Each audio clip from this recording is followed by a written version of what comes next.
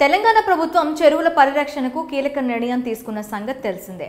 చెరువులను ప్రభుత్వ స్థలాలను కాపాడేందుకు రేవంత్ సర్కార్ హైడ్రాను ఏర్పాటు చేసింది. హైడ్రా అమల్లోకి వచ్చినప్పటి నుంచి ఆక్రమణదారుల గుండెల్లో రైలు పరిగెడుతున్నాయి. చెరువులు, బఫర్ జోన్స్, ఎఫ్టీఎల్ ప్రభుత్వ స్థలాలను ఆక్రమించుకొని చేపట్టిన నిర్మాణాలను నిర్దాక్షిణ్యంగా కూల్చివేస్తుంది హైడ్రా. పేదలు, పెద్దలు అనే తారతమ్యం లేకుండా నిబంధనలకు విరుద్ధంగా స్థలాలను ఆక్రమించుకొని చేపట్టిన నిర్మాణాలను బుల్డోజర్లతో పడగొడుతుంది. హైడ్రా చర్యలు రాష్ట్రంలో సంచలనంగా మారాయి. అయితే హైడ్రా కూల్చివేతలకు మొదట్లో పలు వర్గాల నుంచి మద్దతు లభించింది. ప్రస్తుతం బాధితుల నుంచి హైడ్రాపై వ్యతిరేకత వస్తుంది. నోటీసులు ఇవ్వకుండా కనీసం ఇంట్లో సామాన్లు తీసుకునేందుకు కూడా సమయం ఇవ్వటం లేదని బాధితులు మండిపడుతున్నారు.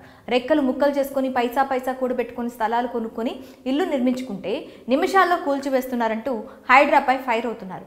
అయినప్పటికీ ప్రభుత్వం వెనక్కి తగ్గడం లేదు. ఇటీవల జరిగిన కేబినెట్ మీటింగ్లో హైడ్రాకు విస్తృత అధికారాలు కల్పిస్తూ తెలంగాణ కేబినెట్ నిర్ణయం తీసుకుంది. ఈ నేపథ్యంలో హైడ్రా మరింత దూకుడుగా దూసుకెళ్తుంది. ఈ క్రమంలో హైడ్రా కూల్చివేతల వేళ బాధితులకు తీపి కబురు అందబోతున్నట్లు సమాచారం అందుతుంది. హైడ్రా కూల్చివేసిన ఇళ్లకు సంబంధించిన హోమ్ లోన్స్ మాఫీ అయ్యేలా బ్యాంకర్లతో చర్చలు జరపనున్నట్లు తెలుస్తోంది. హోమ్ లోన్స్పై హైడ్రా కమిషనర్ రంగనాథ్ బ్యాంకర్లతో మీటింగ్ జరపనున్నట్లు టాక్ వినిపిస్తుంది. చెరువులు, ఎఫ్టీఎల్ అలాగే బఫర్ జోన్ ప్రభుత్వ స్థలాల్లోని అక్రమ నిర్మాణాలకు లోన్స్ ఇచ్చేటప్పుడు బ్యాంక్ అధికారులు జాగ్రత్త పడాలని హైడ్రా సూచించినట్లు సమాచారం.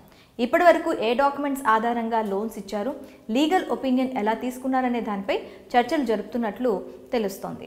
ఇకపై హైడ్రా క్లియరెన్స్ ఉంటేనే హోమ్ లోన్స్ ఇచ్చే విధంగా నిబంధనల రూపకల్పనపై చర్చించినట్లు సమాచారం. ఇప్పటి వరకు నష్టపోయిన బాధితుల హోమ్ లోన్స్ ఏం చేయాలన్న దానిపై హైడ్రా కమిషనర్ చర్చించే అవకాశం ఉన్నట్లు తెలుస్తోంది.